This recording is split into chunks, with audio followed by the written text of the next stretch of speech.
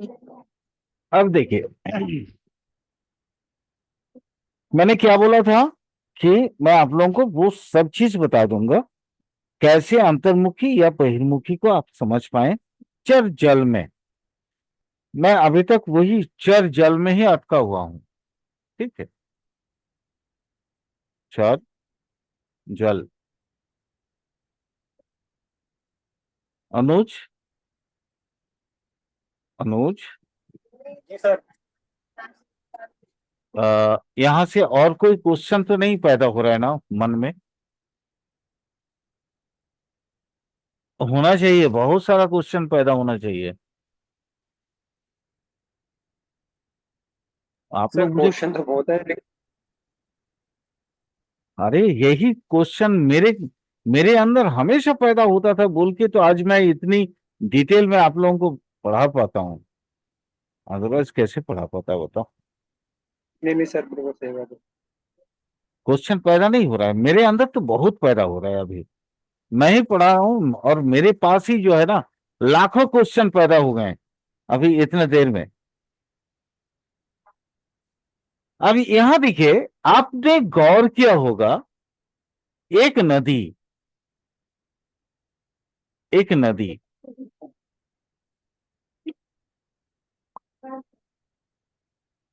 ये हर साल एक जैसा नहीं रहती।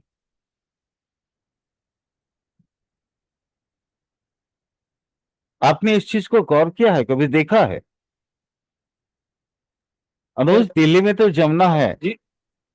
हाँ सर, मतलब कि सर इकट्ठे जब बारिश आती है तो बाढ़ सी आती है, वैसे सूखी रहती है। नहीं, और भी बहुत सी चीजें होती हैं।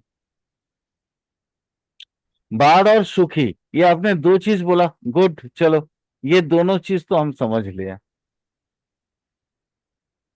आप लोगों का एक्चुअली, अनुज आपने कभी गौर किया कि आपकी पानी का जो आ, ये होता है, क्या बोलते हैं, आपके जो डीएमसी, दिल्ली म्युनिसिपल कॉरपोरेशन, जो पानी का जी सर। सप्लाई करती है, हाँ वो कहाँ सप्लाई से करती करती है। है? कहाँ से करती सर है? वो जमुना से ही करती है सर वो। लेकिन उसके लिए डिगिंग करती है। हाँ सर। वो सूखे सूखे जमुना से भी सेम जगह से लेती है, मिट्टी के अंदर से पानी। और जब बाढ़ आती है तब भी वो मिट्टी के अंदर से ही पानी लेती है, क्योंकि वो डिगिंग वाटर है। देखा आपने इस चीज को? नहीं सर, बिल्कुल ठीक कह रहे हैं सर आप। यही है अंतर्मुखी।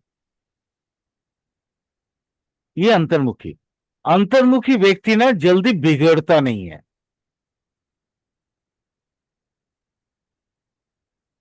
लेकिन यहां ये जो बहिर्मुखी वाला है, बहिर्मुखी, बारिश ज्यादा हुआ, बाढ़ ज्यादा, है ना? यानी कि सब कुछ भारी भार रहेगा, मतलब कि भारी मुखी वाला एकदम सब कुछ पानी बाहरी। देखिए बाढ़ पानी आ गया तो बाढ़ आ जाएगी, नहीं है तो सूखा रहेगा। लेकिन जो जमीन के नीचे का फ्लो है, जो अंडर वाटर है, ग्राउंड लेवल, वो एकदम समतल रहता है। यानी कि कहने का मतलब ये आपका वो सर। भी एकदम निश्चित एक जैसा रहता है। हाँ ठीक है सर, समझ गए। सर जैसे अगर सर्दी में हम पानी लेते हैं तो वो गर्म होता है, क्योंकि वो नीचे ग्राउंड लेवल जो है 20 टेम्परेचर पे रहेगा। तो बिल्कुल, उसके हिसाब से वो चीजें चलती रहेगी सर। अगर ठंड बिल्कुल, है या अगर गर्मी है तो ऊपर का टेम्परेचर 40 रहेगा, 40 होगा, लेकिन नीचे का टेम्परेचर अंडरग्राउंड का 20 ही रहेगा। तो वो एक लेवल अंतर्मुखी होगा एक तरीके से, कहने में सर। बिल्कुल, बिल्कुल। वो हर परिस्थिति में अपने आप को ढाल लेगा, यानी कि एक तरीके से। हर परिस्थिति में अपने आप को ढाल लेगा। गुड, वाह, good, very nice, you are a good student, no doubtly you are a good student. अब यहां देखो, बहिर्मुखी में भी बदलाव आता है। कैसे आता है? बहिर्मुखी कब बिगड़ता है? जब बारिश बहुत ज्यादा हो, यानी एक्सटर्नल फोर्स बहुत ज्यादा हो। एक्सटर्नल फोर्स बहुत ज्यादा हो, है ना? जी सर। आया समझ में? जी सर। अगर तो समझ में आ गया, यानी एक्सटर्नल, कि बोलो। उस पर कुछ ज्यादा प्रेशर आ जाए तो वो बिगड़ जाएगा एक तरीके से हाँ सर। हाँ, अगर प्रेशर ना आए तो वो वैसे ही खुशी में मीन्स कि भाई अपने आप को जैसे होता है कि भाई हवा में उड़ने वाला काम करेगा वो। बिल्कुल कहने बिल्कुल, में तो ये है हवा में सर। उड़ने वाला काम करेगा। अच्छा, अब ये कैसे समझोगे कि कौन अंतर्मुखी है कौन बहिर्मुखी है? अगर शुभ ग्रह मेन यही है। में नहीं है ना? बिल्कुल सर, मेन यही है सर। ठीक, चलो समझाता हूं। शुभ ग्रह लगन में बैठा है, वो अंतर्मुखी हो गया। पाप ग्रह सर लगन में बैठा है, वो हो गया बहिर्मुखी। सर कोई भी ग्रह हो, मतलब कि कोई भी, कोई कोई भी, कोई- अगर बस कोई ग्रह ना हो सर वहां पर लगन वहां में। तो वो तो बैलेंस्ड है, अच्छा ठीक है सर। वो तो बैलेंस है। अब उसके अंदर मन के प्रभाव में, जैसे लगन का, जैसे जैसे मान लो ये कर्क लगन है किसी का, चल लगन, चर जल लगन है, तो अब उसके ऊपर जैसे स्ट्रगल का प्रभाव आएगा वैसे उसके मूड स्विंग होंगे। लेकिन चर राशि है किसी का, राशि मतलब, इसीलिए हमेशा देखना, हम अलग अलग बात जहाँ करते हैं। लगन की जहाँ बात चंद्रमा अलग बैठा था होता सर। है और राशि की बात अलग होती है। राशि सर मतलब, जहाँ चंद्रमा बैठता है सर, जहाँ हाँ चंद्रमा मून, बैठता है सर वो राशि है। मून मून, जहां जी सर। चंद्रमा बैठा हुआ है वहां मून, वो है ना, अंतर मन में बहुत ज्यादा प्रभाव नहीं रखता है, लेकिन बाहरी मन में बहुत ज्यादा प्रभाव कर देता है। वो भी बहिर्मुखी है। क्लियर? क्लियर? जी सर, क्लियर सर। किसी को कोई प्रश्न? यानी कि हमें हमें ये देखना है कि लगन में शुभ ग्रह है कि अशुभ ग्रह है। ये सब चीजें नोट करनी है सर एक तरीके से हमें। अगर नहीं है तो सर वहां पे वो राशियों का कारक तत्व में लेके चलना है सर। राशि के कारक तत्व को लेके चल। गुड, यही है सर एडवांस। जी, मनीषा जी बोली। सर अगर केतु जैसा ग्रह हो तो वो क्या स्पिरिचुअल हो जाएगा फिर मन से? नहीं मैम, केतु क्या होता है ना, अकेला रहना केतु को पसंद है।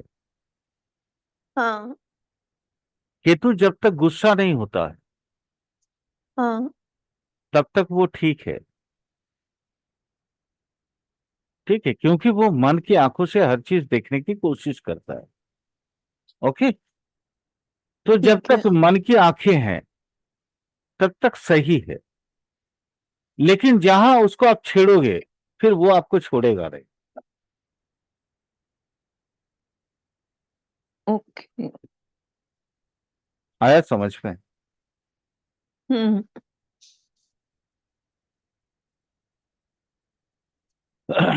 जैसे अभी थोड़ी देर पहले हमारी ये बातचीत चल रही थी ना, आ, कि अंतर्मन और बहिर्मन को कैसे समझें। हम्म। वहां पे अगर केतु बैठा है, जैसे अनुज ने जो प्रश्न किया उसका उत्तर तो मैंने दे दिया, हम्म।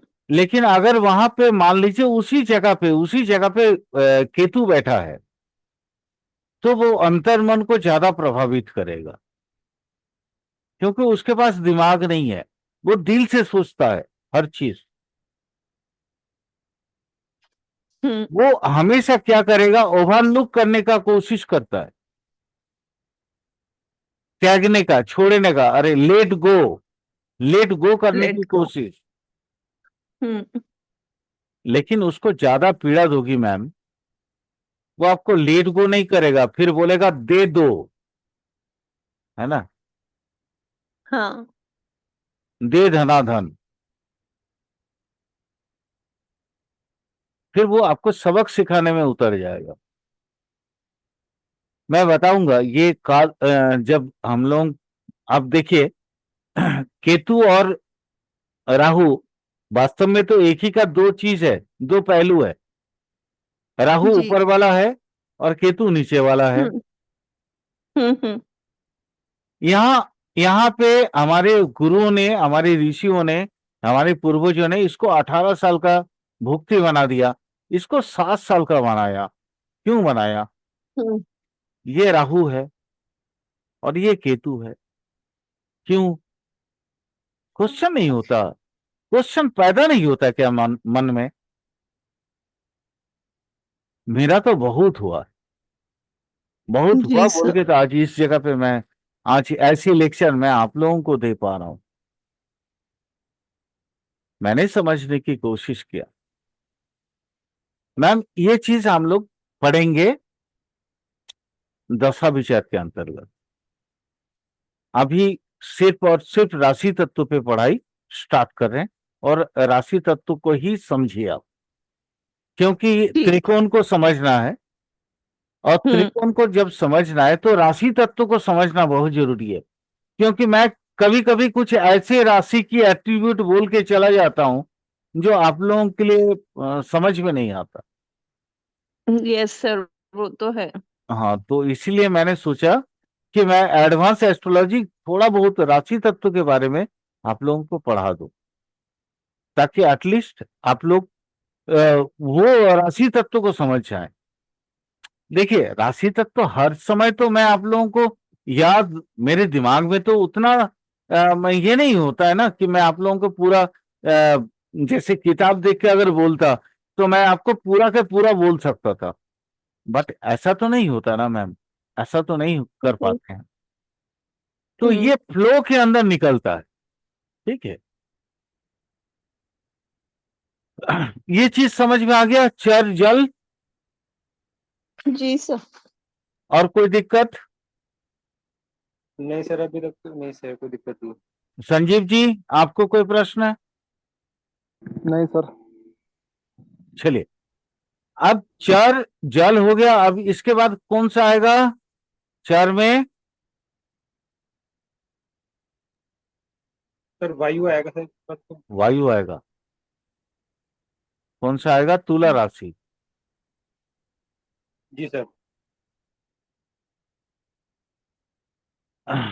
वायु।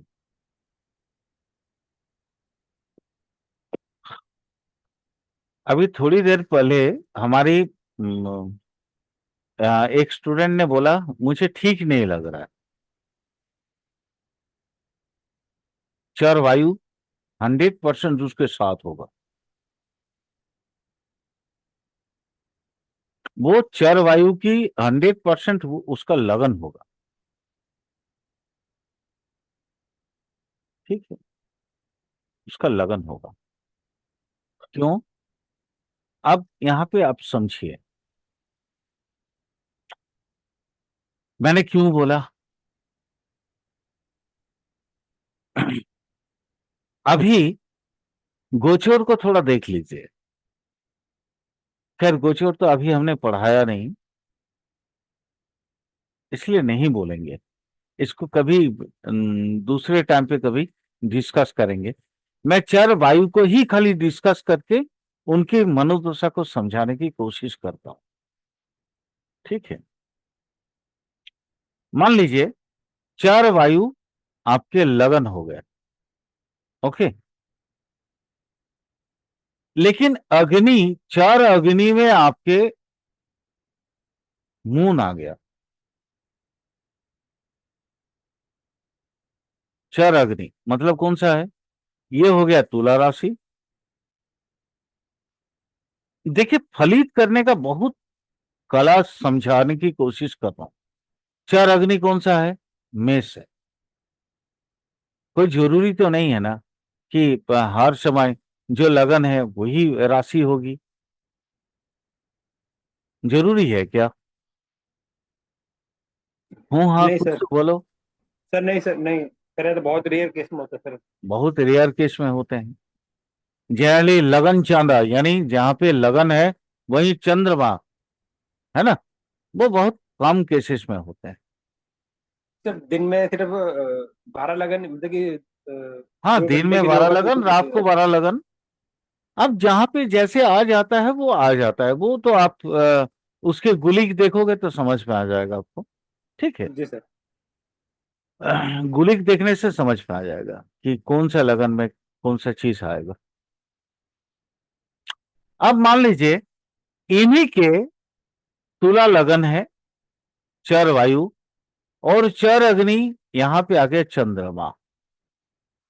आप चीजों को कैसे समझोगे, बताओ तो, बताओगे कोई, कोई बताओगे, कोई, अनुज? सर मैं आपको क्वेश्चन सुन नहीं पाया, एक बार दोबारा बताएंगे सर, क्या क्वेश्चन था सर हाँ इसका? हाँ, बिल्कुल बिल्कुल। मैंने बोला ये चर वायु अभी हम पढ़ रहे हैं, तो मान जी। लीजिए किसी इंसान के चर वायु में उसके लगन आ गए,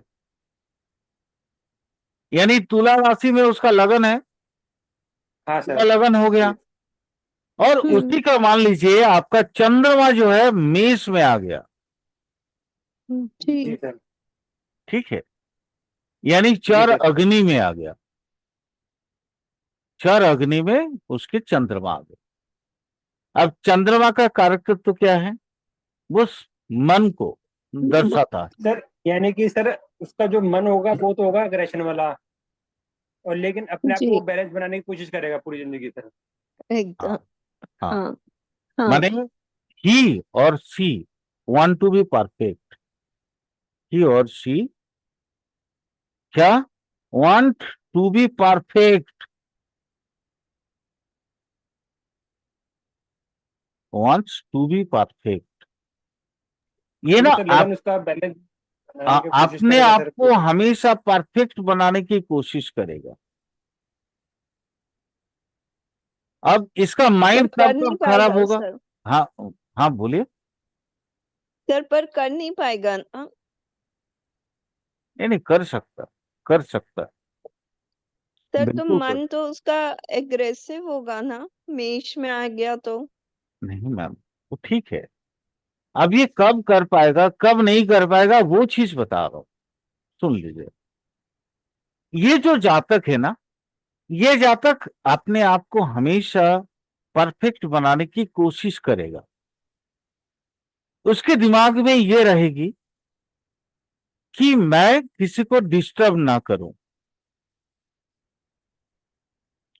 लेकिन उसके मन को अगर कोई आपको थोड़ी सी ठेस पहुंचा दे, वो बिगड़ गया। अब उसका क्या बैलेंस खत्म हो,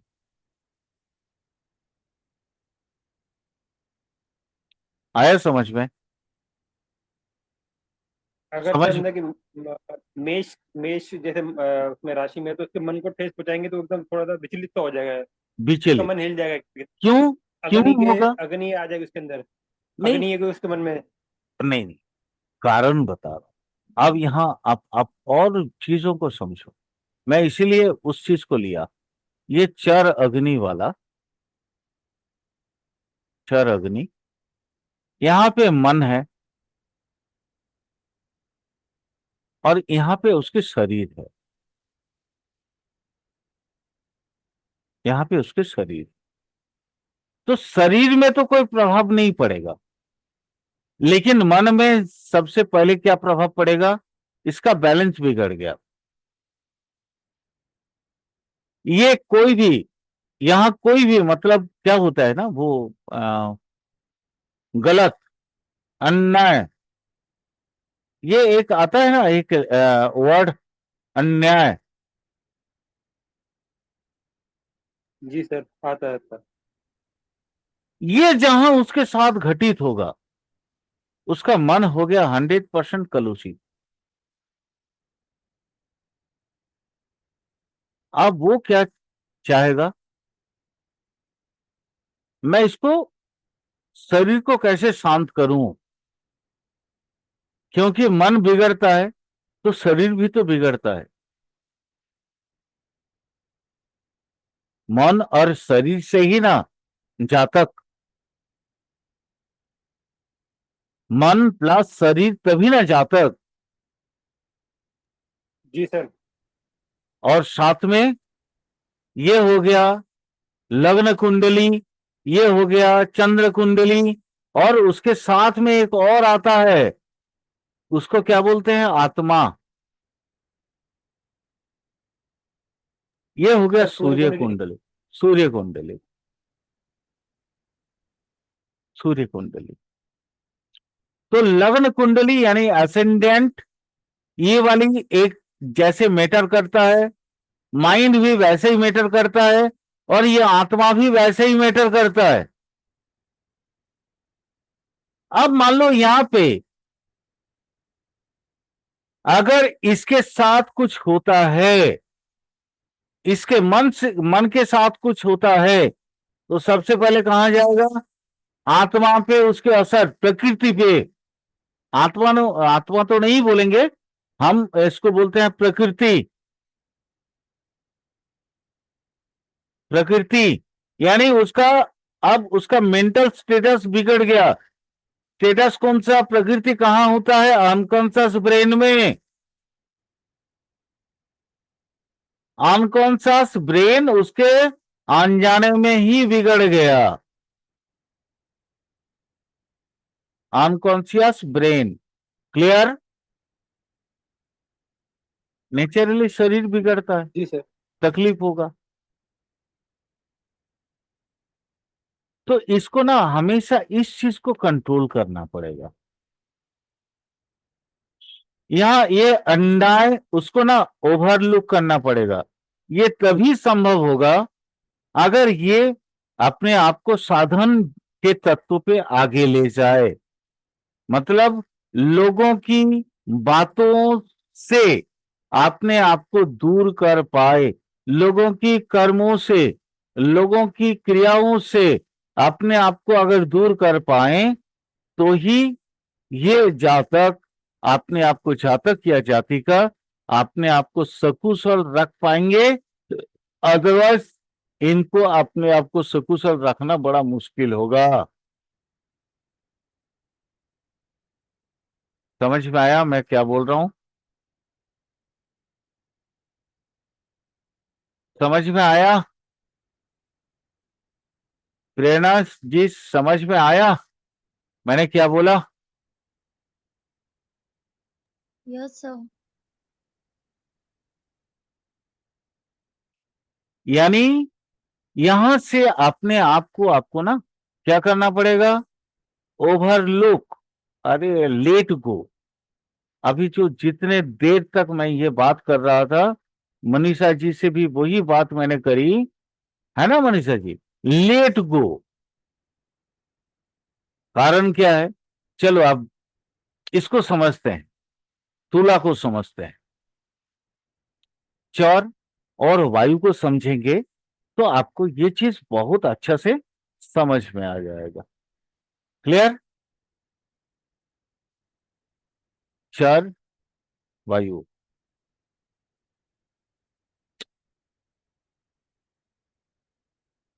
चर वायु। अब यहां पे भी वही दो ही तत्व आएंगे ना, है ना? बोलो, एक अंतर्मुखी एक बहिर्मुखी।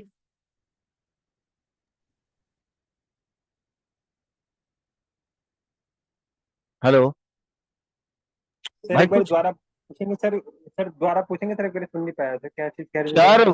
चर और वायु, चर वायु। यहां पे भी तो दो ये आएंगे ना, एक अंतर्मुखी आएगा एक बहिर्मुखी आएगा। जी सर। तो अंतर्मुखी और बहिर्मुखी में प्रभाव क्या क्या पड़ेगा? अब आप सर हवा को कल्पना करो ना, हवा क्या क्या देती है।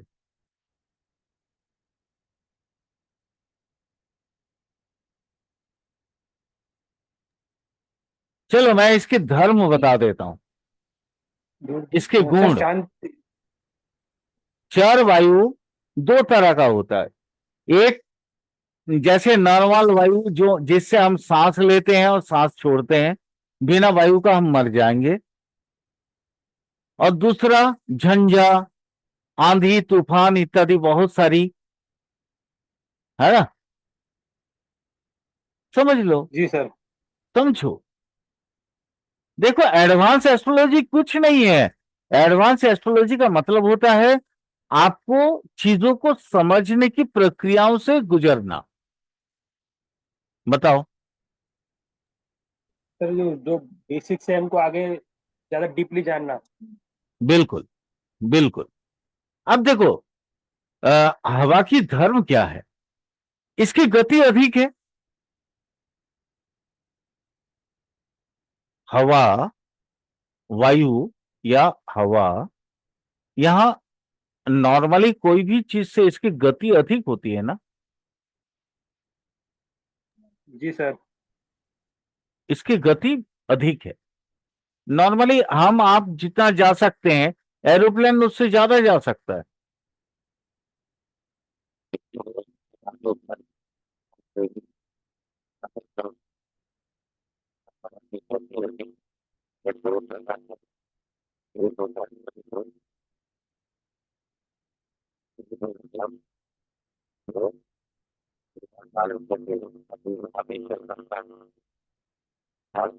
सर आवाज सही नहीं आ रही सर आपकी। हेलो। जी सर हेलो। आवाज सही नहीं आ रही सर। पता नहीं है, नेटवर्क डिस्टर्ब हो गया होगा, इंटरनेट। हेलो, आवाज सही आ रही है? हाँ सर अब आ रही है सर, बीच में सही नहीं आ रही थी सर। हाँ, नहीं नहीं, वो इंटरनेट डिस्टर्ब हो जाता है कभी कभी। ठीक है सर। सर फिर खराब हो गया सर। अरे, बाकी लोगों को आवाज आ रही है? हेलो। सर आवाज तो आ रही है, बीच में खराब हो जाती है आवाज आपकी। हाँ, नहीं, कट वो कट के आज आज आज बहुत ज्यादा नेटवर्क डिस्टर्ब है, बहुत। ठीक। अभी ठीक है मेरी आवाज? हेलो। हाँ, जी अब तो सर। बिल्कुल।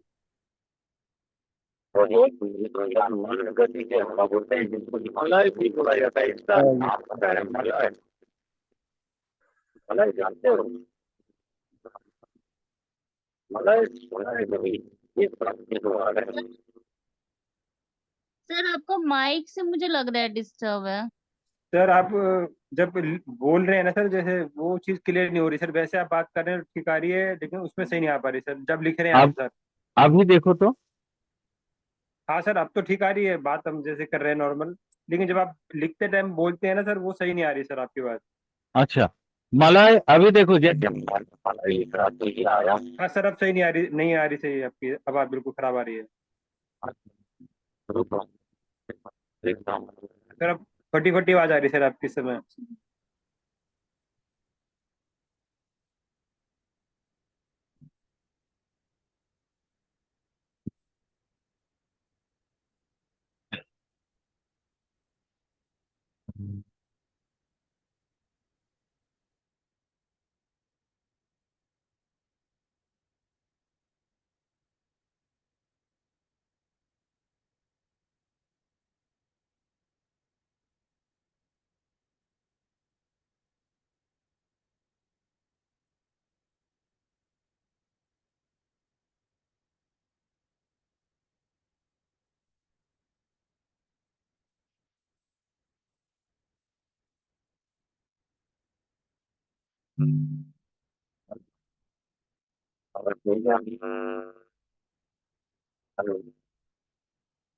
नहीं सर।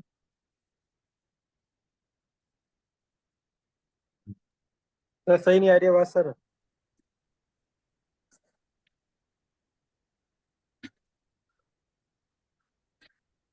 सर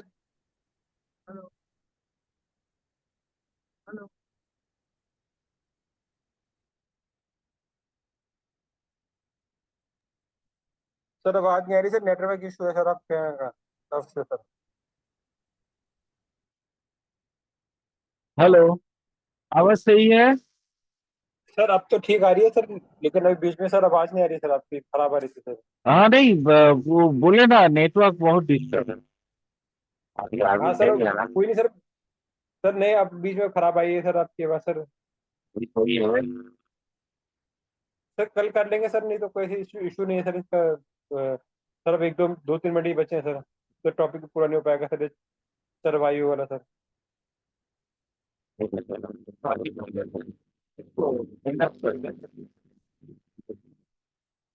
हमें आवाज नहीं आ रही है।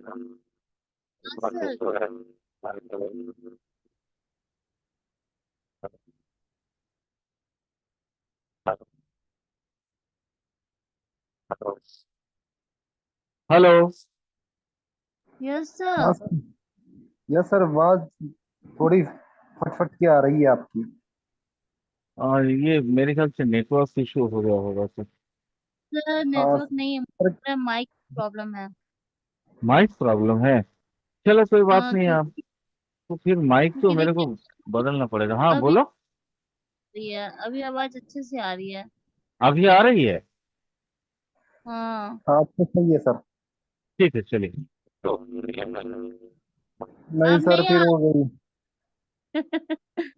माइक की दिक्कत है मुझे। नहीं आ रही, माइक में से प्रॉब्लम है मुझे लग रहा है। सर कल कल पढ़ लेंगे सर ये चरवाइयों वाला। अब समय भी थोड़ा बचा है।